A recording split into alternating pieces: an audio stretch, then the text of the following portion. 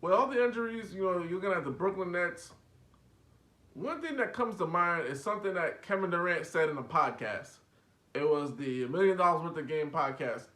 He said that going on a run with the Oklahoma City Thunder was like one of the funnest things, or if not the funnest moment in his career, trying to win 16 games. He said nothing else compared, and that's what he wanted to do all the time. He said even when he was with the Warriors, he felt like, damn, I don't want to go nowhere else.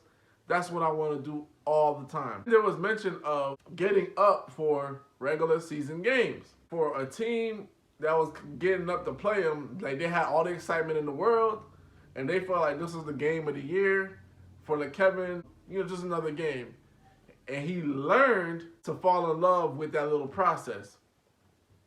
With the injuries to Kevin Durant and how cautious the Brooklyn Nets are taking everything, and I understand that. I think it's good for them to take everything cautious. But I think at this point, the Brooklyn Nets, they're second in the East. The collection of their stars have not played more than 10 games together. Like maybe, like 7 or 8 games together.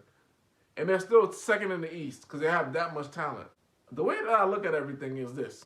Kevin Durant and the collection of the sum parts of the whole Brooklyn Nets organization, they've already fell out of love with the regular season and those little games that don't mean nothing to them, but they have to get up and show some perseverance and do what they got to do to win them. They already are done with the regular season.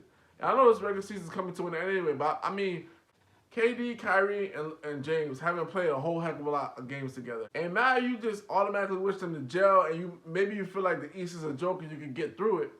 But you're really rolling the dice there. If money was on the line, balls to the wall, whatever the case is, KD would actually play it. But due to the fact that he's it looks like he's grown disenchanted with the whole process of going through the team, going through the ups and downs, learning the players. Let's just get to that 16 games in the playoffs.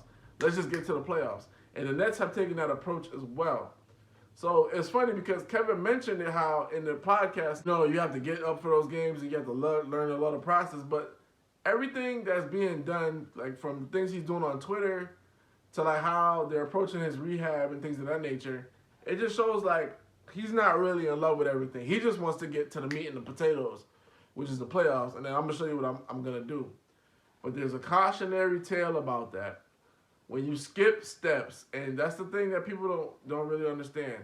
You can't skip steps. The Clippers learned this the hard way when they lost to the Denver Nuggets, up 3-1. Brooklyn Nets, although they have a summer talent and they're supremely talented and everything like that, you cannot skip steps. Look at your history. Kevin Durant was part of that history.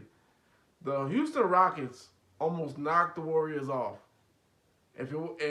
One of the key things people say, if it wasn't for a CP3 injury, maybe the Rockets go to the finals. So that right there in itself tells you can't take these teams like the Bucks lightly, even though the Bucks have always been a kind of disappointment during the playoffs. You can't take them lightly. You can't take the Philadelphia 76ers lightly because they have a big man that basically will get everybody on the Brooklyn Nets in foul trouble. Then they have guys that could defend.